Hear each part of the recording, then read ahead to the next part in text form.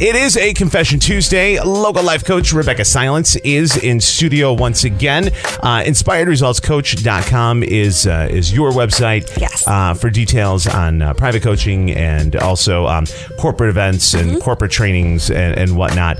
And what we do here is we take your emails, we take your suggestions, what's going on in your world, and we handle them here on the air confidentially. And it's so funny because people sometimes are scared to put out there what's going on in their world because they're afraid they're going to get the story will get recognized. But the fact is, there's so many people with that similar story, and people don't really realize that. And your bravery of putting it out there is going to impact more lives than you can even comprehend, because there are no new problems. We all have the same stuff that we deal with, just not all at the same time. Right. And so when you're courageous enough to put this out there, you're really making a huge difference for people. So do it for others, even if you won't do it for yourself. Do it for everybody Email else. us your issue. That's right. You can go to cnykiss.com on the left-hand side. The Confession Tuesday banner is right there. Click on it. You can submit your story confidentially, and you are good to go. Let's talk divorce. Okay, let's talk divorce. Let's talk divorce and... I've had one. Yeah, me too. I got my first one out of the way early. Yeah, me too. And it was funny because I was talking yesterday, and I was actually talking about... my ex-wife, and the fact that, over the years, our working relationship has gotten better. She's remarried now. She's extremely happy, and, they're great with the boys and the whole thing. But it was one of those, we got through it, and then, there were times that it sucked. I mean, even a good divorce is isn't necessarily going to go, quote unquote, well. And I consider myself having a good divorce. Yeah. It's an emotional experience. It really and truly is. And when the emotions are high, it's really hard to get things done and, not have it affect kids and whatnot. So I guess what I'm asking is maybe there's some good things as far as, okay, you're in the middle of a divorce, things are going on. How do you help, be constructive and try to keep emotions out of it, try to make the logical decisions rather than, hurtful decisions, and trying to not affect if there's kids involved, because that's a thing that happens a lot too, is a lot of times kids get caught in the middle.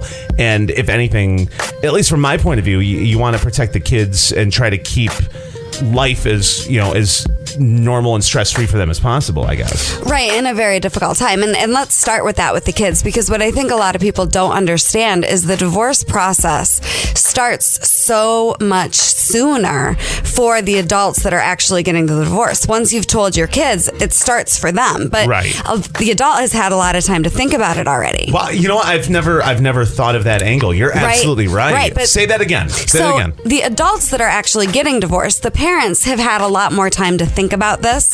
And once the kids find out, that is the beginning of their grieving process. So divorce is an emotional experience. You're saying, let's take the emotions out. I don't know how to do that. I actually want people to feel their emotions. But what I like about what you were saying is you don't want to make decisions based on your emotions. Right. You don't want to make decisions that are going to be permanent based on just this little flare up of jealousy or anger or sadness. And with your kids, they're also impacted by what's going on, and they're not starting the process of grief until they find out. And a lot of times couples are taking years to make this decision, or even months. And so just remember that your kids are not on the same timeline that you are.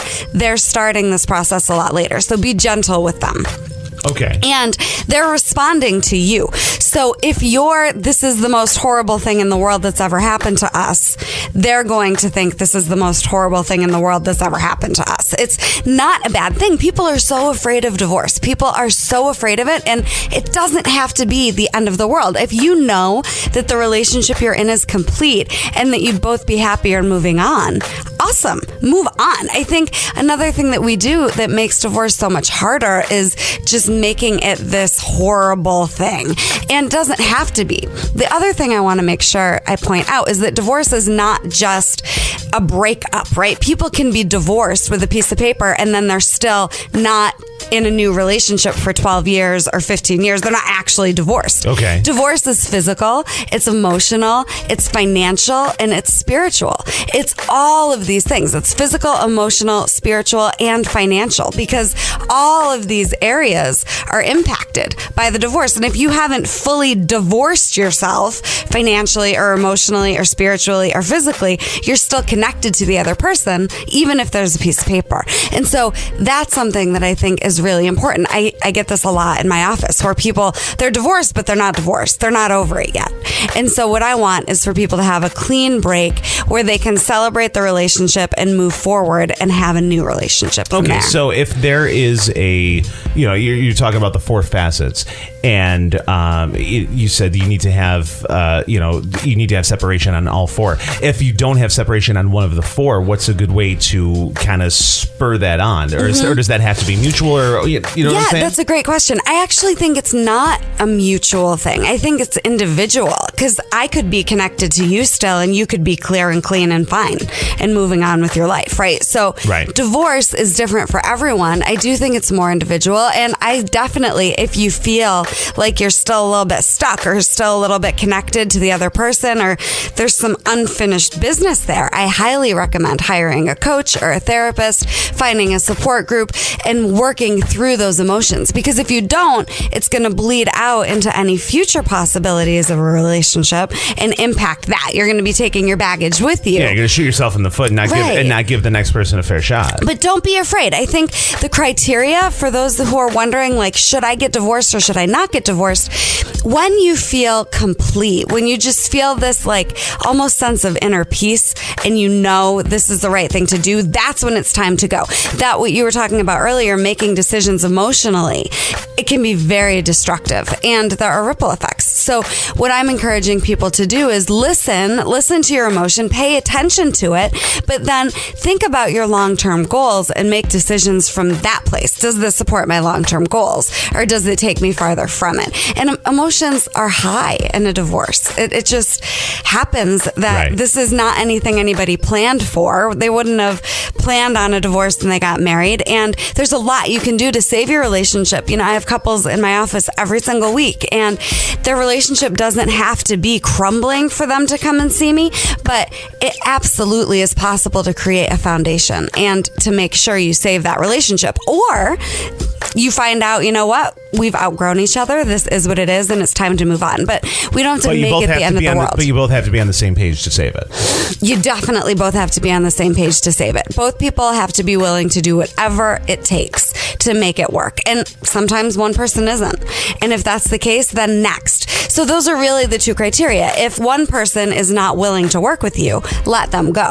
And if you know you've done everything you can and you have that sense of this is just complete, we're done, then okay, move on with your life. But know that it's bigger than just a piece of paper. There's physical intimacy that you're going to need to divorce. Financial issues are going to have a divorce too, physical and spiritual. Local life coach Rebecca Silence, inspiredresultscoach.com is the website.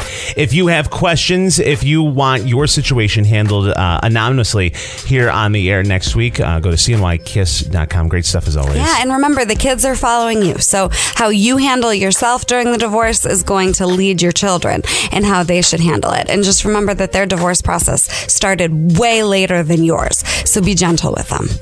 It's Confession Tuesday. Local life coach Rebecca Silence. InspiredResultsCoach.com. Going to break, come back. Big Pop and Banna on KISS FM.